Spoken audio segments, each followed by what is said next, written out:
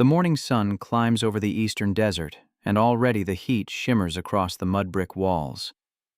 A young water carrier balances two clay jars on a wooden yoke, threading through the narrow alley between houses whose walls still hold the coolness of night.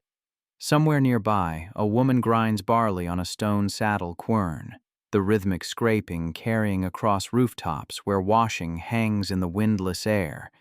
The boy turns a corner and stops.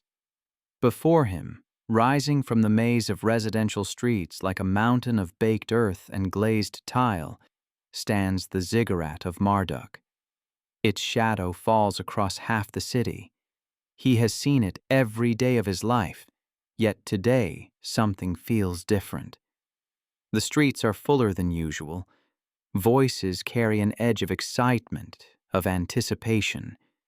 Today the king returns from the north. This is Babylon in the year 600 before the Common Era, the greatest city between the two rivers, the center of the world as its inhabitants know it. For those who live within its walls, this is the age when their city touches the sky itself, when the gods walk among men, and when the name of their home inspires wonder and fear from the mountains of Anatolia to the deserts of Arabia. They do not yet know they are living in the final golden moment before everything changes. They do not know their children will tell stories of these days as the last time the world made sense. They know only the weight of water jars, the smell of bread baking in courtyard ovens, and the distant sound of hammers on stone as another temple takes shape beneath the unforgiving sun. None of the residential quarters stretch like a honeycomb of earthen walls and covered passages. Here, in the outer districts, families live in houses of sun-baked brick, each dwelling built around a central courtyard open to the sky. A grandmother sits in the shade of her doorway, spinning wool onto a wooden spindle, while her granddaughter plays with a clay doll in the dust. 2 doors down, a carpenter shapes cedar wood with a bronze adze, and the sweet scent of fresh shavings mingles with the ever-present smell of bread and smoke and human sweat. These streets have known generations. The grandfather of the carpenter learned his trade in this same workshop. The grandmother's grandmother drew water from this same well. Life flows according to rhythms older than memory. The irrigation canals that feed the city's gardens require constant maintenance, and teams of men wade through the brown water each morning, clearing silt and repairing breaks in the earthen banks. In the markets near the Ishtar Gate, merchants from Phoenicia display purple-dyed cloth beside Median goldsmiths who work silver into delicate chains. A slave from the Zagros Mountains captured in some long-forgotten raid hauls amphoras of wine from a storehouse. He has lived in Babylon for 15 years and can barely remember his mother's face. The city has a way of swallowing people, of making them part of itself. The temples own much of the land surrounding Babylon. In the fields beyond the outer walls, tenant farmers work soil that belongs to Marduk or Ishtar or Nabu, gods whose earthly estates generate wealth that flows back into the city in the form of grain and dates and wool. The relationship between divine and human economics is seamless here. A priest in the Esagila temple complex records offerings in cuneiform on a clay tablet, his reed stylus making quick impressions in the soft surface. Later, this tablet will be baked hard and filed in vast archives where the records of centuries gather dust. The priests do not merely serve the gods. They manage them as one might manage a great household, tracking income and expenditure, ensuring the divine households remain wealthy and influential. In this world, religion is not separate from economy, politics, or daily survival. It is the framework through which all existence is understood. Yet beneath the rhythm of normalcy, something is shifting. The old king Nabopolassar conquered this region less than 3 decades ago, overthrowing Assyrian dominance and establishing a new Chaldean dynasty. His son Nebuchadnezzar, barely 40 years old but already a proven military commander, has spent the last 4 years consolidating power. The victory over Egypt at Carchemish still echoes in the city's collective memory. Babylonian soldiers who fought in that battle now drink in taverns near the river, telling and retelling the story of how the pharaoh's army broke and fled. But military success creates its own momentum. Victory demands more victory. Security requires expansion, and Nebuchadnezzar has inherited not just a throne, but an ambition. The geography of Mesopotamia has always shaped its politics. Babylon sits in the flat alluvial plain between the Euphrates and Tigris rivers, surrounded by potential enemies. To the north and east, the Medes grow stronger each year. To the south, the Persian Gulf provides access to trade routes but also to raiders. To the west lies the Levant, that narrow corridor of farmland and cities between the Mediterranean and the desert, forever contested by empires. Egypt, recovering from its defeat, still dreams of controlling this region. The small kingdoms of Judah, Tyre, Sidon, and a dozen others play the great powers against each other, switching allegiances as survival demands. Nebuchadnezzar understands what his father understood. Babylon can be secure only if it dominates this entire region, if it controls the trade routes and the rebellious cities and the mountain passes through which armies might descend. The mechanics of ancient empire are visible in every corner of Babylon. So the processional way, that great ceremonial road leading from the Ishtar Gate to the temple complex, is paved with limestone and flanked by walls decorated with glazed brick reliefs. Lions stride across these walls in yellow and brown, their manes detailed with careful precision. The creation of these reliefs required specialized craftsmen, materials imported from distant quarries, and a bureaucracy capable of organizing such vast projects. This is not the work of a single generation. This is the product of a state that has learned to extract surplus, to organize labor, to turn agricultural wealth into monumental architecture. In the palace complex, Nebuchadnezzar meets with his advisors in a hall whose walls are thick enough to keep out the afternoon heat. Maps drawn on clay tablets show the Levantine cities. Our reports from spies and merchants describe the political situation in each. Tyre fortified behind its island walls, Judah wavering in its loyalty, Egyptian gold flowing to anyone willing to resist Babylon. The king's fingers trace the route from Babylon to Jerusalem, calculating distances and supply requirements. His generals speak of siege equipment and troop movements. His priests consult omens in the livers of sacrificed sheep, reading the divine will in the patterns of bile ducts and lobes. The decision has already been made, really. The question is only timing. Elsewhere in the palace, craftsmen work on the hanging gardens, that impossible feat of engineering that will become legend. Brick arches rise in tiers, creating an artificial mountain of vegetation in the middle of the desert plain. Water lifted by screw pumps from the Euphrates flows through channels to irrigate trees and flowers brought from the mountains. The project is extravagant, impractical, beautiful. It exists because Nebuchadnezzar wills it to exist, because Babylon has the resources and the organizational capacity to transform royal vision into reality. A gardener from the northern hills tends pine trees in soil carried hundreds of miles from their native mountains, creating a fragment of home for a queen who finds the flat plains oppressive. The city hums with construction.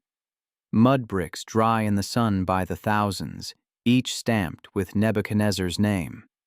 Workers haul these bricks to scaffolding around temple expansions, palace additions, defensive walls. The scale of building transforms Babylon into something unprecedented. Previous generations built in the ruins of older cities. This generation builds something new, something that announces power to anyone who approaches. A merchant from Cyprus arriving by caravan stands at the Ishtar Gate and stares upward at the blue-glazed bulls and dragons that decorate its walls. He has seen Athens, Tyre, Memphis. He has never seen anything like this. But empire is not built from glazed bricks alone. In the military quarters, soldiers drill in the heat. These are not the conscripted farmers of earlier eras, but professional warriors who train year-round. They practice with bronze-tipped spears and rectangular shields covered in leather. Archers shoot at targets painted on straw. Engineers test a new siege tower design, checking the balance and wheel mechanisms. Babylon's army is a tool honed for a specific purpose: the conquest and control of cities. Open battle is one thing, but reducing a fortified city to submission requires patience, engineering, and the willingness to starve civilians until resistance collapses. In Jerusalem, nearly 600 miles to the west, the young king Jehoiakim sits on a throne his father once occupied. The kingdom of Judah has survived by balancing between empires, sometimes paying tribute to Egypt, sometimes to Babylon, always watching for the moment when allegiance must shift. But Jehoiakim has miscalculated. Encouraged by Egyptian promises and perhaps by his own pride, he has stopped sending tribute to Babylon. In the temple on Mount Zion, priests offer sacrifices and prophets warn of coming disaster, but politics and prophecy do not always align. The king believes the Babylonians are occupied elsewhere. He believes Egypt will support him. He believes his city's walls are strong enough. Word of Judah's rebellion reaches Babylon through the efficient network of messengers that connects the empire. Nebuchadnezzar receives the news without surprise. This is how client states behave, testing boundaries, seeking independence. The response must be overwhelming, not just to punish Judah, but to send a message to every other city that might consider withholding tribute. The order goes out: mobilize the army. The campaigns will begin after the spring harvest, when food supplies are abundant and the heat has not yet reached its summer peak. The departure of an army is visible throughout Babylon. Soldiers receive their equipment from armories managed by scribes who record every spear and shield in cuneiform inventories. Grain requisitioned from temple storehouses fills supply wagons. Donkeys and oxen are assembled by the hundred. The blacksmiths work day and night, repairing bronze tools and weapons. Families watch as fathers and sons march through the Ishtar Gate, heading west on the road that will take them through weeks of desert travel before they reach the cities of the Levant. Some will not return. Everyone knows this, but no one speaks it aloud. The march west is a feat of logistics that few civilizations can manage. The army must carry its own food and water through regions where local supplies are scarce. I's advanced parties secure wells and negotiate passage through territories that pay tribute to Babylon, but might turn hostile if the army shows weakness. Nebuchadnezzar travels with his forces, visible to the soldiers, a presence that reinforces command and ensures loyalty. By day, the army stretches across miles of desert, a column of men and animals kicking up dust that hangs in the air for hours. By night, camps spring up with practiced efficiency. Tents arranged in defensive patterns, watches posted against raids. Jerusalem sees them coming long before they arrive. Refugees from smaller towns overrun by advance parties flood through the gates with stories of burning fields and towns that surrendered without a fight. The city's defenders man the walls, looking out across the Kidron Valley to the hills where the Babylonian camp takes shape. Nebuchadnezzar's engineers survey the approaches, selecting sites for siege ramps and towers. The reality of siege settles over Jerusalem like a weight. Months of waiting, dwindling supplies, disease spreading in the crowded streets, hope eroding with each passing week. The siege of Jerusalem in 597 BC lasts 3 months. Nebuchadnezzar does not need to storm the walls. Time and hunger do the work. Inside the city, grain reserves shrink. Water from the Gihon spring must be rationed. People begin to die. First the very young and the very old, then the weak, then anyone who catches the fevers that spread when too many bodies occupy too small a space. King Jehoiakim dies during the siege. And his teenage son Jehoiakim inherits a city on the edge of collapse. The young king makes the only choice available. He opens the gates and surrenders. The Babylonian occupation is methodical. Soldiers move through Jerusalem street by street, identifying anyone of importance. Priests, craftsmen, scribes, soldiers, anyone with skills that might be useful. These people are separated from the general population and gathered in staging areas. The selection is not random. Nebuchadnezzar wants to strip Jerusalem of its ability to resist in the future. The blacksmiths who make weapons, the scribes who keep records, the priests who maintain cultural continuity, these are the people who make a city function. Remove them, and what remains is a population incapable of organized resistance. The temple on Mount Zion is ransacked with professional efficiency. Gold and silver vessels accumulated over generations are carried out and loaded onto wagons. The royal palace yields treasures hoarded by Judah's kings, jewelry, furniture inlaid with ivory, weapons decorated with precious metals. This is not simple looting. This is the deliberate transfer of wealth from a conquered city to the imperial capital. Everything of value that can be moved will be moved. Jerusalem is being made poorer so that Babylon can grow richer. Among the 10,000 people selected for deportation is a young priest named Ezekiel. He stands in a column of prisoners, watching Babylonian soldiers organize them into groups for the long march east. Around him, people weep and pray and argue about what went wrong. Ezekiel is silent, already beginning the internal work that will transform him from a temple functionary into a prophet. He does not yet know he will spend the rest of his life in Babylon, that he will die without seeing Jerusalem again, that his writings will shape a religion for millennia. He knows only that the world he understood has ended, and something new, something terrible and unknowable, has begun. The march to Babylon is a trail of suffering. Hundreds of miles on foot through desert and scrubland, the exiles guarded by soldiers who show neither cruelty nor compassion, only professional indifference. The weak fall behind and are abandoned. Children cry until they have no more tears. By the time they reach Babylon, they have been walking for months. The city that appears before them might as well be a different world. Might its walls seem to touch the sky. Its gardens and temples and palaces operate on a scale that makes Jerusalem look like a village. For people who believed their God's temple in Zion was the center of creation, the site of Babylon's ziggurat is a theological crisis. How can the true God allow his people to be brought to this place? How can these foreign gods appear so powerful? The exiles are settled in communities near Babylon, close enough for the state to monitor but separate enough to maintain their identity. They are not enslaved in the traditional sense. They work, farm, build lives. Some prosper, but they are here because they were conquered, because their city defied Babylon and paid the price. They carry that knowledge with them, passing it to their children, creating stories and songs about Jerusalem, about the temple, about the God who allowed this to happen, but who they believe will one day restore them.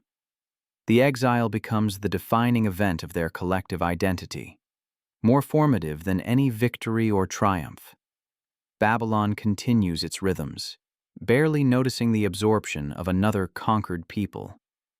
The markets receive new workers, the temples accept additional tax revenue, the administrative system processes another demographic shift.